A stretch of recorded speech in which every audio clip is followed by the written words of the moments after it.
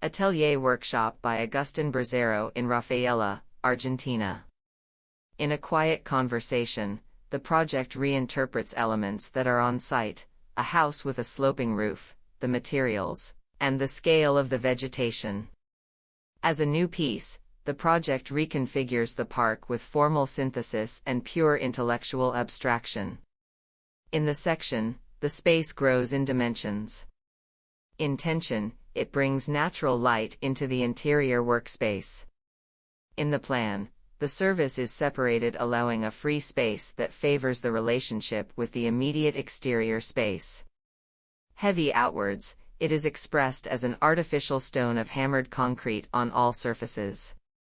Wooden inwards, the interior atmosphere is built through complementary opposites. Using basic technology, the proposal is reduced to a few operations. It reinterprets the trees and manipulates the light, the air, and the materials to build a place to think, paint, and work.